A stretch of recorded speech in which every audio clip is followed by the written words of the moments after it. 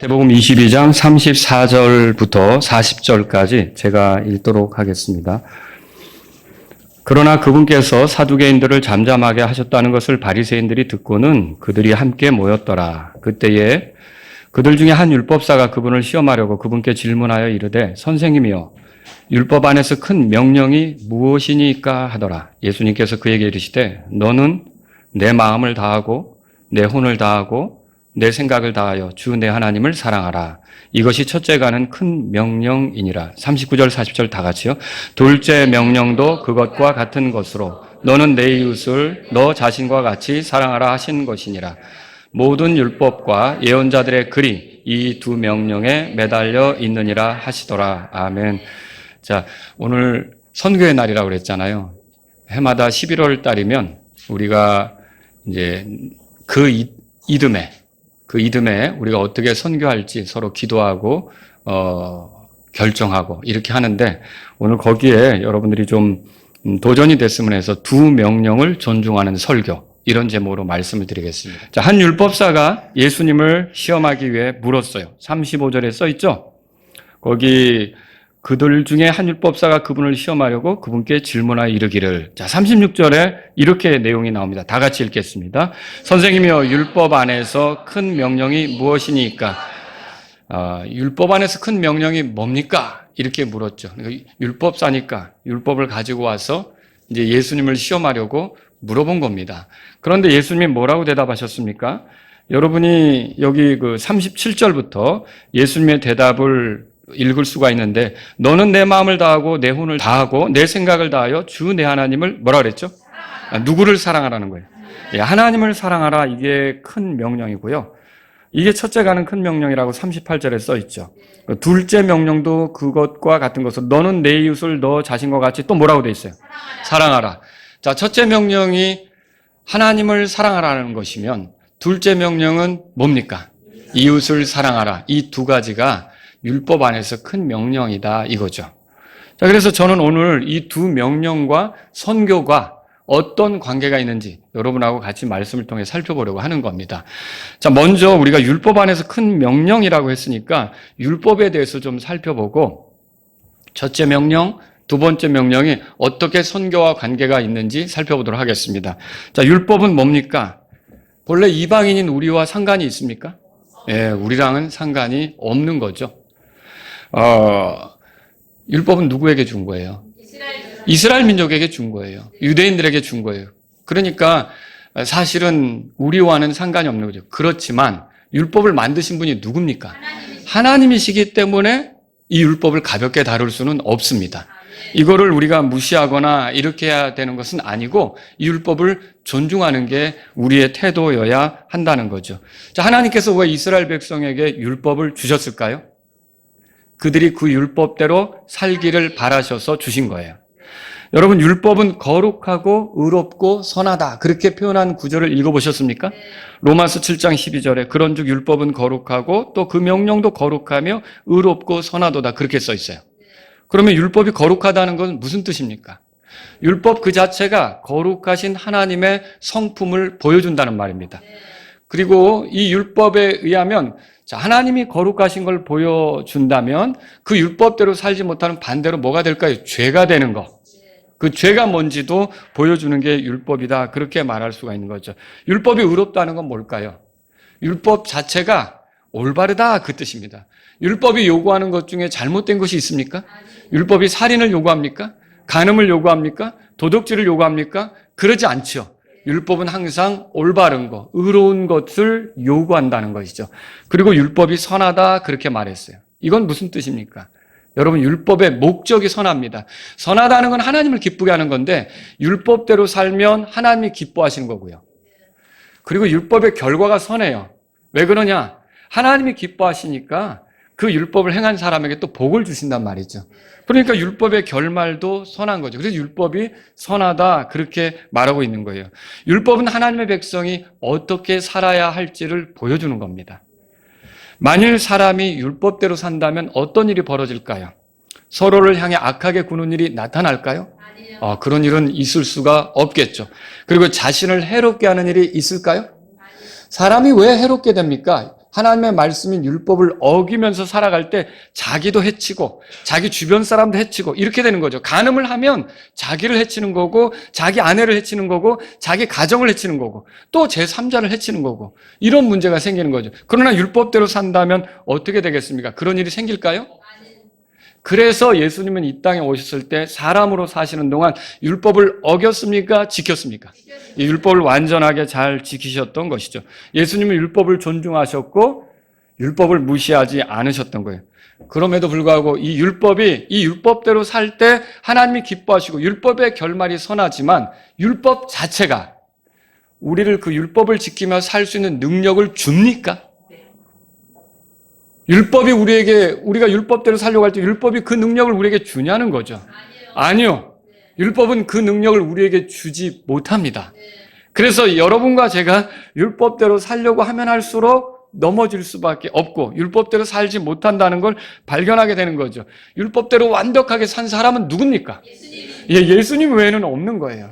이게 놀랍게도 율법은 다 잘 지키다가도 하나만 어기면 그 율법 전체를 범한 것과 같다는 게 야고보서 2장 10절에 써있단 말이죠. 그래서 여러분과 제가 알아야 될 게 율법은 구원받는 방법으로 주신 겁니까? 아니라는 거예요. 지금도 교회 다니면서 율법을 지켜 구원받을 줄로 생각하는 사람은 죽을 때까지 구원받지 못합니다.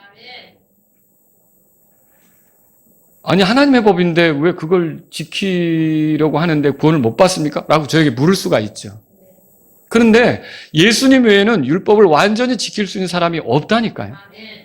이 사람은 그걸 지키려고 할수록 그게 안 된다는 걸 느낄 수밖에 없다는 거죠. 그래서 율법을 주신 목적은 그걸 지켜서 구원받는 게 아니라 그 앞에서 그게 거울 같거든요. 내 모습이 얼마나 더러운지, 내 모습이 얼마나 불완전한지, 내 모습이 얼마나 추한지 이런 것을 깨달으면서 궁극적으로 누구에게로 인도되기를 원하는 걸까요? 예수님께로 인도되기를 원하는 거죠. 그래서 갈라디아서 3장 24절에 율법은 우리를 그리스도께로 인도하는 훈육 선생이다 이렇게 말하고 있다는 거죠. 그래서 율법을 제대로 자신의 삶에 적용한 사람은 내가 이거 완전히 지킬 수가 없구나. 아니 내가 지켜보려고 할수록 죄인이네. 이거 어떻게 하지? 그런데 그렇게 비참한 상태에 있는 사람에게 예수님이 보이면 율법을 완전히 지키시고 율법의 의로 흠이 없으신 그분이 율법을 어긴 우리, 그 죄가 됐잖아요. 그러면 그 죄를 가져가셔서 스스로 율법에 따라 피 흘려서 우리를 죄에서 정결하게 하는 일을 하셨다. 그분을 의지하면 율법의 정죄를 받지 않는다. 이거 얼마나 놀라운 일입니까? 그래서 여러분과 제가 율법을 지켜 구원받으려는 생각은 맞아요? 그걸 버리셔야 돼요. 교회에 다니면서 지금까지도 율법을 지켜야 구원된다고 생각하는 사람은 죽을 때까지 받지 못합니다. 이거 제 얘기였습니다. 제가 율법을 지키면 하나님이 기뻐하실 줄로 알았죠. 물론 율법을 지키면 하나님이 기뻐하시는 게 맞는데 저는 율법을 지켜 하나님을 기쁘게 할 수가 없더라고요. 그걸 더 깨달을 수밖에 없는 거예요. 그래서 여러분과 제가 알아야 될 거는 율법을 지켜 구원받는 게 아니라 로마서 3장 28절에 율법의 행위들과 상관없이 믿음으로 의롭게 된다는 걸 발견하셔야 돼요. 복음을 믿어서 예수님이 하신 일을 믿어서 예수님이 십자가에서 하신 일을 믿어서 내가 구원받는다는 걸 발견하는 게 필요하다는 거죠. 그리고 여러분 구원받았으면 대답해 보세요. 율법을 내가 잘 지켜가야 구원을 잃어버리지 않습니까? 그렇게 생각하는 것도 문제라는 거죠. 그래서 갈라디아서가 써진 거예요. 바울이 갈라디아 교인들이 그런 생각을 품으니까 그런 가르침을 영향받고 내가 구원을 은혜로 받았지만 율법을 잘 지켜야 구원을 잃어버리지 않을 거다 이런 생각에 빠지니까 어떻게 했습니까? 너희가 성령 안에서 시작하였다가 이제는 너희가 육체로 완전해지고자 하느냐라고 꾸짖었어요. 그 율법을 지켜 구원을 잃어버리지 않는다? 여러분 그거 착각이라는 거죠. 여러분과 저의 구원은 예수 그리스도께 달려 있습니다. 그분이 시작하셨으면 그분이 인도하시고 그분이 끝까지 결과에 이르도록 허락하시는 분이 되시는 거예요. 그러니까 내가 내 노력으로 이 구원을 잃어버리지 않도록 애쓴다. 율법을 어겨서 또 지옥에 갈지 모른다는 두려움에 쌓인다. 이 사람은 예수님이 어떤 일을 하셨는지 볼 필요가 있고요. 예수님을 믿으면 어떤 결말에 이르는지를 성경을 통해 정확히 알 필요가 있는 거죠. 여러분, 예수님은 사람이 되셨을 때 율법을 무시하셨습니까? 율법의 요구대로 거룩하게 사셨죠. 만약 예수님에게 율법을 어긴 사실이 있다면 우리를 위한 구원자가 될 수 있습니까? 될 수 없죠. 그분도 죄인이 되는 거예요. 죄인이 죄인을 대신해서 죽는 게 무슨 의미가 있겠습니까? 빚쟁이가 자기도 2억 원 빚이 있는데 1억 원 빚진 사람을 갚아주겠다고 나설 수 있습니까? 자기 코가 석지 안 돼. 그래서 예수님이 율법을 어겼다면 우리를 위한 구원자가 될 수가 없는 거죠. 예수님은 율법을 온전히 지키신 거예요.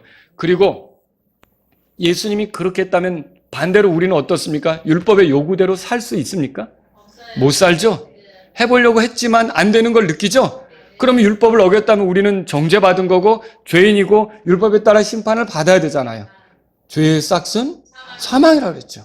율법을 어겼으니까 우리는 죽음을 맞이해야 되는 거예요. 멸망으로 떨어져야 되는 거죠. 그런데 예수님께서 율법의 요구대로 의롭게 사셨을 뿐만 아니라 율법에 따라 피로써 깨끗하게 되는 거잖아요. 죄들의 사면이 그렇게 주어지는 거잖아요. 율법에는 희생물을 통해서, 피 흘리는 희생물을 통해 죄인이 정결하게 되는 게 있잖아요. 그 율법에 따라, 율법의 원함에 따라 자신을 나의 죄를 인한 희생물로 드리신 거예요. 그래서 나의 죄 때문에 십자가에서 죽으신 거죠. 그래서 어떤 죄인이든지 내가 뭘 해봐서 구원받겠다고 몸부림치는 게 아니라 나는 죄인인 것이 어쩔 수 없는 사실이다. 이거는 내가 죄인이라고 이건 인정할 수밖에 없는 사실이다. 이거 비참한 형편에 있다. 이걸 인정하고 예수님이 그렇지만 죄인인 나를 대신해서 죽는 희생물, 율법에 따라 피 흘리는 희생물, 나를 율법의 정죄에서 벗어나게 하는 희생물, 그 희생물이다라고 그 사람이 믿으면 그 사람은 하나님께 죄들을 용서받는 거예요. 하나님과 화해를 이루게 되는 거예요. 로마서 7장으로 가보세요. 로마서 7장. 그래서 우리는 어떻게 되느냐? 율법에 의해서 정죄받습니까? 아니죠. 예수님은 율법의 정죄를 따라 죽임을 당하셨잖아요. 나를 대신해서 죽임을 당하셨잖아요. 그러면 죽으면 법이 흔들 수 있어요? 여러분, 우리가 어떤 사람이 예를 들어서 성폭행을 하고 그리고 어떤 사람을 죽였지만 그리고 그 사람이 스스로 가서 목숨을 끊었어요? 그럼 법이 그 사람을 어떻게 감옥에 가둘 수 있습니까? 죽으면 어떻게 되는 거예요? 법이 더 이상 영향을 못 미치죠. 예수님이 십자가에서 율법의 요구대로 죽으셨다면 율법이 예수님에게 계속 영향을 미칠까요? 찝쩍거릴 수 있을까요? 못하는 거죠. 예수님은 율법에 대해 죽는 거예요. 정죄받아 죽는 거예요. 그럼 우리가 그 그리스도와 연합했다면, 그리스도와 우리가 하나 된다면 율법이 우리를 계속 지배할 수 있어요? 영향을 미칠 수 있어요? 못하는 거예요. 내가 그리스도 안에서 그분과 함께 죽었는데 그러면 나는 어떻게 되는 겁니까? 그리스도를 믿는 순간 율법에 대해서는 죽는 거예요. 율법이 나를 어떻게 할 수 없는 거죠. 나에게 의무를 부여할 수 없는 거죠. 그 로마서 7장에 보세요. 그 6절에 다 같이 읽겠습니다. 그러나 우리가 붙잡혔던 것 안에서 죽었으므로 이제 우리가 율법에서 뭐라고 돼 있어요? 건짐을 받았나니 이것은 우리가 영의 새로움 안에서 섬기게 하려 함이요 율법 문자의 낡은 것 안에서 섬기지 않게 하려 함이라. 자, 이렇게 우리가 예수님 안에 있으면, 그리스도와 연합했으면 율법에서 건짐받았다 이렇게 쓰는 거예요. 그럼 율법에서 건짐받았다면 여러분, 우리가 혹시 구원받았지만 율법의 요구대로 살지 못한다고 할 때 정죄받을까요? 그건 이미 끝난 거예요. 그리스도 안에서. 그 율법의 의무가 나한테 또 지워져서 내가 율법대로 살아야 되는 거 맞습니까? 그것도 아니에요. 나는 율법과 상관없는 거예요. 그리고 율법은 나를 정죄할 수 없어요. 그래서 로마서 8장 1절이 나오는 거예요. 8장 1절에 다 같이 읽습니다. 그러므로 이제 그리스도 예수님 안에 있는 자들에게는 뭐라고 돼 있어요? 정죄함이 없나니 이들은 육신을 따라 걷지 아니하고 성령을 따라 걷느니라. 자, 여기서 그리스도 예수님 안에 있는 자들에게는 정죄함이 없다 그랬죠? 정죄를 할 수 있는 게 율법이란 말이에요. 내가 율법을 지키지 못하면 율법은 너는 어겼다. 너는 벌을 받아야 된다. 너는 죽어 마땅하다. 이렇게 나를 정죄하는 거죠. 근데 내가 그리스도 예수님 안에 있어요.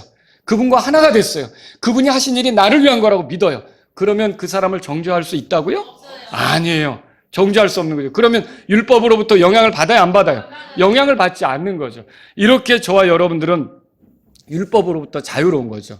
뭐와 같으냐면 이제 율법은요, 이미 납부된 고지서가 또 날라온 경우가 있어요. 그런 경우 있잖아요. 그러고서 뭐라고 써있냐면 이미 납부하셨으면 그냥 폐기 처분하시라고 이렇게 고지서가 날라올 수 있잖아요. 율법은 어떻게 보면 그런 것과 같은 거라고 하는 거죠. 나에게는 해당 사항이 없는 거예요. 자, 그럼에도 불구하고 하나님께서 우리를 구원하시고 성령을 따라 걷는 우리 안에서, 여러분 8장 1절에 육신을 따라 걷지 않냐고 성령을 따라 걷는다고 돼 있죠? 이게 성령 안에서 사는 사람을 얘기하는 거예요. 이게 킹제임스 성경에만 있는 거예요. 개역 성경에는 나오지 않습니다. 이 부분이. 그런데 보세요. 이 사람들에게 뭐가 요구되는가? 4절 다 같이 읽습니다. 이것은 육신을 따라 걷지 아니하고 성령을 따라 걷는 우리 안에서 뭐라고 돼 있어요? 율법의 의가 성취되게 하려 하심이라 그랬어요. 이게 뭐예요? 율법의 의가 뭡니까? 율법을 통해 제시된 하나님의 요구, 하나님이 기뻐하시는 거, 올바른 거, 이게 우리 안에서 성취되기를 바라신다는 거죠. 자, 우리가 그걸 어겨도 상관은 없어요. 그 의무가 우리에게는 없어요. 근데 성령님은 어떻게 하시냐면 내 안에서 그 율법의 요구들이 성취되기를 원하시는 거죠. 이게 뭐와 같으냐? 수양회가 되면 윤집사님이 나와가지고 여러분 수양회비가 1인당 11만 원씩입니다. 들으셨죠? 그런데 더 내도 상관없습니다. 꼭 그러잖아요. 예를 들어서 그런 거예요. 제가 우리 아들 민혁의 수양회비를 내줬어요. 그럼 민혁이는 수양회비를 낼 필요가 있어요? 없어요? 없죠? 이미 제가 대신 내준 거잖아요. 그런데 민혁이가 예를 들어 이런 일이 실제로 있었다는 건 아니에요. 민혁이가 군대 갔으니까 제 마음대로 얘기하는 겁니다, 이제. 그런데 무슨 공모전에 나가가지고 1억 원을 상금을 받았다고 해봅시다. 그럼 민혁이가 하나님께 감사하고 너무 기분이 좋겠죠. 공모전에서 1억 원의 상금을 받았으니까. 그런데 너무 감사해서 2천만 원의 수양의 찬조금을 내겠다는 거예요. 내도 우리가 너 그거 반드시 내야 돼. 그 의무조항입니까? 안 내면 우리가 잡아다가 그것도 안 내 하고 뭐 합니까? 아니죠. 내도 안 내도 상관없는 거예요. 그런데 너무 마음이 좋으니까 그 수양회를 위해서 어떻게 하냐면 내가 2천만 원을 그런 날이 오면 좋겠는데. 그럼 우리 수련회비 다 퉁치잖아요. 그러면 끝나는 거고요. 그렇게 2천만 원을 딱 했다. 그러면 여러분 그걸로 다른 사람 수련회비 안 내도 되고 얼마나 그거 왜 그거 냈어? 이렇게 합니까? 왜 그거를 내다니 그렇게 하는 그건 아니지. 이렇게 합니까? 여러분 보세요. 내가 율법의 그 요구, 의무, 이게 나에게 해당 사항은 없어요. 내가 그거 어긴다고 해서 정죄받지도 않아요. 그런데 율법은 뭘 요구하냐면 하나님을 사랑하라. 이웃을 사랑하라. 근데 내가 하나님을 사랑하고 이웃을 사랑하는데 더 열렬해졌어요. 그러니까 누가 와서 너무 율법적이야. 이렇게 합니까? 그게 우리에게 필요한 거죠. 예, 우리에게 그게 자발적으로 그게 나타나야 되는 거예요. 성령님을 따라 살면 하나님을 사랑하고 이웃을 사랑하는 그 율법의 큰 명령은 우리 가운데서 드러나야 된다는 거죠. 그걸 안 하면 내가 벌 받을까 봐 그거 아니에요. 그걸 안 하면 내가 지옥 갈까 두려워서 아니에요. 그냥 그게 하나님의 원하심이고 내가 하나님의 백성이 됐고 그게 하나님이 기뻐하는 거니까 나는 그것을 하면서 살고 싶은 거예요. 여러분 이거 이해하시겠죠? 그래서 저와 여러분들이 정말 구원받았다면 우리는 율법하고 상관은 없지만 율법의 큰 명령인 하나님을 사랑하는 거, 이웃을 사랑하는 거, 이게 우리 삶으로 나타날까요? 나타나야 정상이죠. 더 풍요롭게 될까요? 그렇게 돼야 정상이라는 거죠. 이게 성령님을 따라 걷는 사람에게서 나타나는 거예요. 비록 우리가 율법 조문과 상관없는 사람이라 하더라도 율법이 말한 대로 우리가 하나님을 사랑하는 거, 하나님이 기뻐하십니까? 너 율법적이야 그렇게 하십니까? 하나님이 기뻐하시죠. 그렇죠? 율법이 말한 대로 우리가 이웃을 사랑하는 거, 이게 하나님이 기뻐하십니까? 아니면 너 왜 율법적으로 돌아가냐 이렇게 하십니까? 하나님이 기뻐하시는 거죠. 이게 로마서 8장 4절에 성령님을 따라 걷는 사람 안에서 율법의 의, 율법의 요구가 성취되게 하는 거. 이거 구원받기 위한 성취입니까? 구원을 잃어버리지 않기 위한 성취입니까? 그것과 상관없는, 하나님 앞에 구원받은 사람으로서 자연스럽게 드러낼 수 있는, 하나님이 기뻐하시니까 그런 거라는 거죠. 그럼 이 두 명령을 존중할 때 하나님을 사랑하고 이웃을 사랑하는 거 우리가 존중해야 되는 게 맞죠? 이게 어떻게 선교와 관계가 있습니까? 자, 하나님을 사랑할 때 선교합니다. 예수님은 사랑에 대해서 이렇게 말했어요. 들어보세요. 요한복음 14장 15절에 너희가 나를 사랑하면 내 명령들을 지키라. 요한복음 14장 21절에 내 명령들을 가지고 그것을 지키는 자가 나를 사랑하는 자니. 요한복음 14장 23절에 사람이 나를 사랑하면 내 말들을 지키리니. 또 그 밑에 24절에 나를 사랑하지 아니하는 자는 내 말들을 지키지 아니하니. 자, 예수님의 말씀에 따르면 우리가 어떤 권위자를 사랑할 때 나타나는 현상이 뭐예요? 그 권위자의 명령을 지키는 거죠. 그럼 우리가 주님을 사랑할 때, 하나님을 사랑할 때 우리에게서 나타나는 일은 뭘까요? 그 주님의 명령을 지키는 거예요. 여러분, 아브라함이 이삭을 제단에 바친 사건 알죠? 제가 우리 아들을 여기 앞에 있지만 이리 와봐. 제단에 올라가 봐. 네가 묶여야 돼. 내가 막 칼을 잡고 왔다 갔다 하면 어떻게 할 것 같아요? 미치신 거? 정신이 나가신 거? 아닌가? 이렇게 생각할 수도 있는 거예요. 그런데 가만히 생각해보면 이삭이 아버지가 하자는 대로 다 했던 거는 그만큼 아버지를 사랑하지 않았을까? 그 생각이 든다는 거죠. 여러분, 우리가 하나님을 사랑하면 하나님의 명령을 어떻게 할까요? 지키는 거예요. 신명기 30장 20절에 이렇게 써 있어요. 이것은 내가 내 하나님을 사랑하고 그분의 음성에 순종하며, 사랑하고 순종하며, 이게 나오는 거예요. 자, 주 하나님을 사랑할 때 그분의 음성에 순종하는 건 너무도 자연스러운 일이라는 거죠. 그러면 이렇게 하나님의 뜻에 순종하려고 할 때 하나님의 뜻에 관심을 가질까요? 네. 당연히 관심을 갖죠. 하나님을 사랑하는 자는 하나님의 뜻에 관심을 갖는 거예요. 그럼 하나님의 뜻은 뭡니까? 하나님의 뜻은 사람들이 자신의 죄 가운데서 멸망하는 걸 원치 않으십니다. 요한복음 3장 16절에 그렇게 써 있죠. 그래서 하나님께서 이 땅에 예수님을 보내신 거예요. 예수님은 하나님의 뜻을 이루기 위해서 오신 거죠. 그럼 예수님께서 이 땅에 오셔서 하시려고 했던 일이 뭐예요? 죄인을 불러 회개하게 하려고 온 거죠. 그들이 회개할 수 있는 근거로 예수님을 의지해서 나오도록 그렇게 만들려고 하셨던 거라는 거죠. 그래서 예수님이 십자가로 나아가신 거죠. 거기서 하나님의 사랑을 보이시고 죽으셨잖아요. 로마서 5장 8절에 그 하나님의 사랑을 다 아주 그냥 밝히 제시하는 모습으로 십자가에서 죽으신 거 아닙니까? 거기서 십자가에서 피를 흘려줬어요. 그 피가 하는 일이 뭐예요? 우리의 죄에서 우리를 정결하게 하죠. 모든 죄에서 우리를 깨끗하게 한단 말이죠. 이제는 누구든지 예수님을 믿으면 멸망하지 않게 하셨고요. 의롭다함을 얻게 하시는 것이 하나님의 뜻이었어요. 여러분, 하나님의 뜻이 이러하다는 걸 안다면 죄인 하나가 회개하도록 헌신해야겠죠.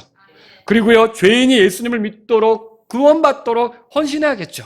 죄인이 하나님의 사랑을 깨닫고 모든 죄에서 정결하게 되도록 헌신해야겠죠. 이게 하나님을 사랑하는 자들의 모습이라는 거예요. 하나님의 뜻이 이러하기에 예수님은 제자들에게 땅의 맨 끝지역까지 이르러 나의 증인이 되라고 말씀하신 거죠.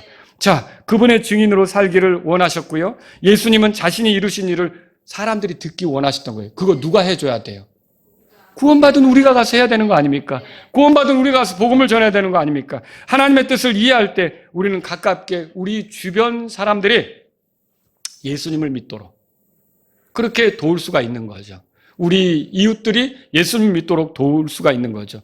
아니면 교회를 통해 보냄을 받고 선교사로 나갈 수가 있는 거고, 내가 선교사로 갈 수 없다면 어떻게 해야 할까요? 예, 선교사로 간 사람을 찾아서 도와야겠죠. 어쨌든 우리가 이런 일을 해야 된다는 거예요. 기도하고 물질적으로 협력할 수가 있다는 거예요. 그럼 결론적으로 하나님을 사랑하면 선교할까요? 당연하죠. 하나님을 사랑하면 하나님의 뜻이 저 사람들이 구원받는 거다. 그래서 십자가를 세운 거다. 그래서 예수님이 죽은 거다. 그래서 예수님이 피 흘린 거다. 저 사람들이 정결하게 되도록 예수님이 그렇게 희생당하신 거다. 이게 하나님의 뜻이라면 그 뜻을 존중할 때, 그 뜻에 관심이 있을 때, 그 뜻대로 살고자 할 때, 그 뜻을 받들어 하나님께 맞추려고 할 때는 어떻게 하느냐? 선교하는 일을 할까요? 네. 당연히 선교하는 일을 하죠. 여러분, 그래서 선교하는 교회는 하나님을 사랑하는 교회예요. 아멘. 여러분이 선교하는 거는요, 하나님을 사랑해서 표현하는 거라는 거죠.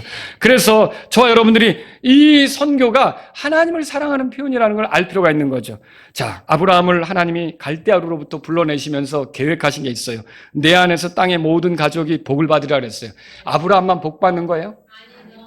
땅의 모든 가족이. 벌써 하나님은 아브라함을 부르실 때부터 땅의 모든 족속이 이 아브라함의 씨로 오시는 예수님을 통해서 하나님과 가까워져 영적인 복을 누리게 되기를 원하셨던 거죠. 이게 하나님의 계획이라면 이 하나님의 뜻, 하나님의 계획을 존중하는, 그게 하나님을 사랑하는 표현 아닙니까? 그러면 선교할까요? 당연히 선교하는 거죠. 그래서 저와 여러분들이 하나님을 사랑한다면, 내가 이 선교를 동참하겠구나. 누군가를 돕고 선교사죠. 그 선교사들을 위해 후원하고 기도하고 이런 것들을 내가 함께 하겠구나. 이거는 여러분이 하나님을 사랑하면 당연히 하는 일이 된다는 거죠. 또 여러분, 이웃을 사랑할 때 선교합니까? 이웃이 누구예요? 서로 가까이 사는 사람들이 이웃이죠. 대도시에서 이웃은 같은 아파트에 사는 사람일 수도 있어요. 그런데 시골에서는 저 좀 떨어진 사람이 이웃일 수도 있어요. 그리고 막 어떤 정착지, 개척지 같은 데는 몇 킬로미터 가야 이웃을 만날 수도 있는 거예요. 여러분 그 이웃 나라라는 말 들어보셨죠? 국경선을 마주하고 있는 나라가 이웃 나라가 된 거죠. 신약 성경에서는 이웃을 어떻게 사용하느냐? 지체가 된 그리스도인을 이웃이라고 쓰는 경우도 있어요. 이웃. 그래서 에베소서 4장 25절에 그렇게 써 있죠.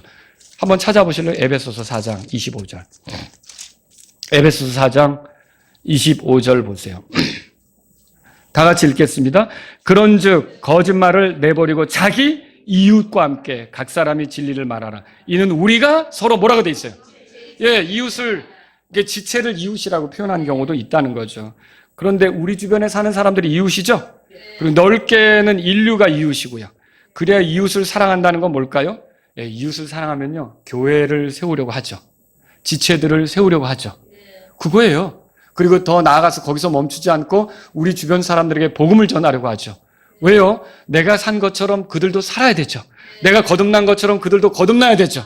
내가 하나님의 자녀가 된 것처럼 그들도 하나님의 자녀가 돼야 되죠. 내가 죄들을 용서받은 것처럼 그들도 죄들을 용서받아야 되죠. 내가 지옥에 가지 않게 된 것처럼 그들도 지옥에 가지 않아야죠.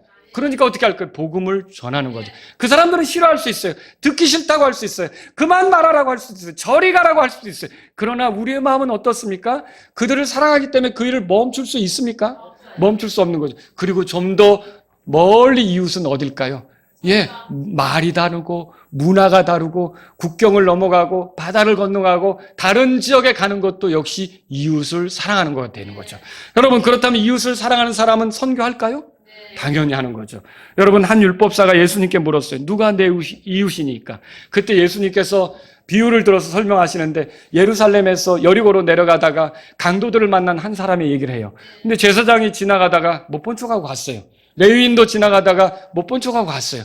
근데 사마리아 사람은 지나가다가 불쌍히 여겼어. 다가와서 상처를 싸매주고, 그리고 또 기름 붓고 포도 음료도 부어주고, 이게 여관 같은 데 데려가서 거기서 돌봐주면서 또 떠날 때는 그 주인에게 이 사람을 돌봐달라고 하죠. 그리고 예수님이 묻죠. 자, 여기 제사장도 있고 레위인도 있고 사마리아 사람도 있는데 누가 이웃이냐 그러죠. 그게 이웃을 사랑해야 된다는 그 말씀 앞에서 이웃을 묻는 거에 대해서 말한 거 아닙니까? 그때 예수님이 그 질문하니까 그 율법사가 바리새인 뭐라고 대답합니까? 긍휼을 베푼 자라고 그랬어요. 그렇죠? 긍휼을 베푼 자. 여러분, 이웃은 누굽니까? 긍휼을 베푸는 자예요. 죽어가는 자에게 긍휼을 베푸는 자예요. 그럼 보세요. 진짜 이웃을 사랑하는 건 뭡니까? 내가 이웃이 되는 거예요. 어떻게 이웃이 되는 겁니까? 너희도 가서 그와 같이 하라 그랬잖아요. 보세요. 죽어가는 사람을 모른 척하지 않고 관심을 가지고 찾아가는 거란 말이죠. 우리 주변에 예수님 모르고 영적으로 죽어 있고요. 궁극적으로는 영원히 죽어버릴 수밖에 없는 그런 사람들이 있잖아요.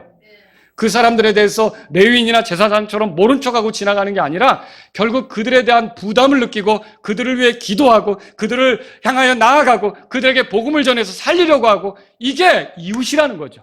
그리고 그게 이웃을 사랑하라는 거죠. 이렇게 이웃을 사랑하면 선교할까요? 당연히 선교한다는 거죠. 여러분, 그래서 진정한 이웃은 죽어가는 혼들을 그대로 보고만 있지 않습니다. 우리는 구원받아서 하늘의 소망이 있죠.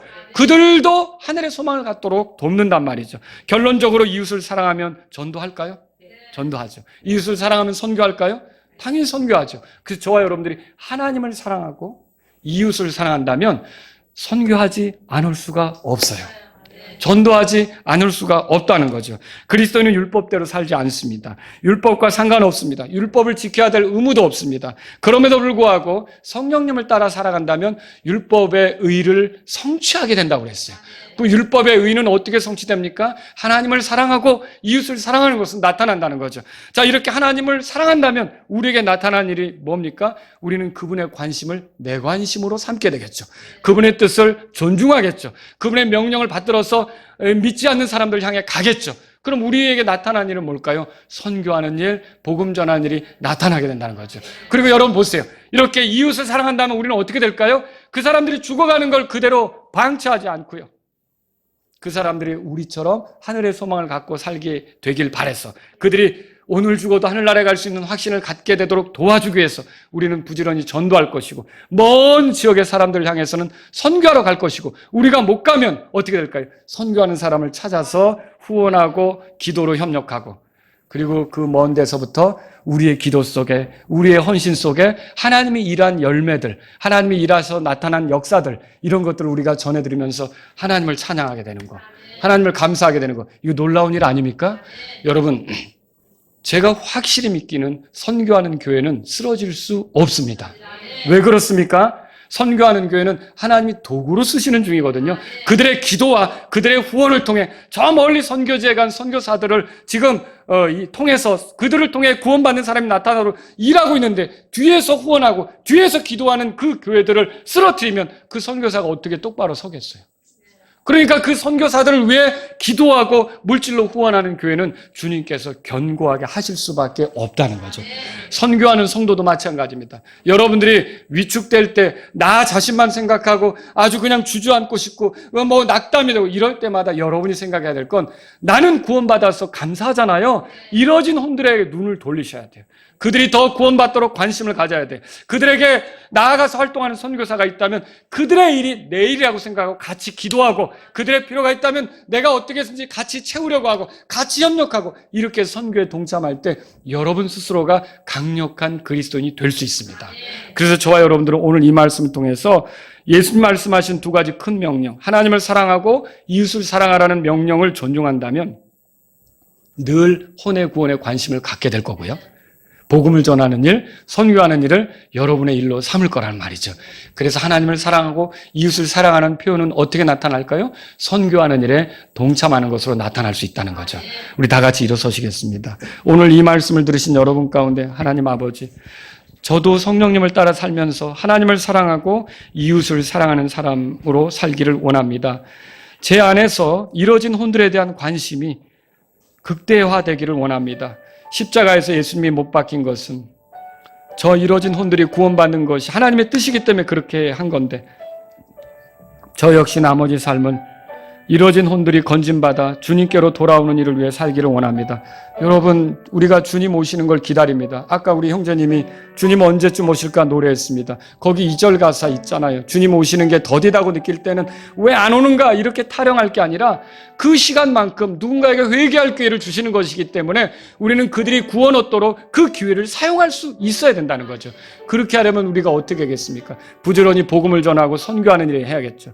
하나님 아버지, 제가 복음 전하는 일에 헌신하기를 원합니다. 전도하는데 저를 사용해 주십시오. 저를 지혜롭게 해주십시오. 저를 언변 있게 해주십시오. 성경을 능숙하게 사용할 수 있게 해주시고, 저를 통해서도 구원받는 사람이 생기도록 도와주십시오. 이런 분이 있다면 이 시간 주님 앞에 나아가십시오. 여러분 가운데 하나님 아버지, 제가 작은 거라도 선교사를 위해 돕기로 할 때 지속적으로 도울 수 있게 해주시고, 저의 기도와 저의 후원을 통해 선교지에서 하나님의 일하신 열매를 듣도록 도와주십시오. 이런 분이 있다면 이 시간 주님 앞에 나아가시기 바랍니다.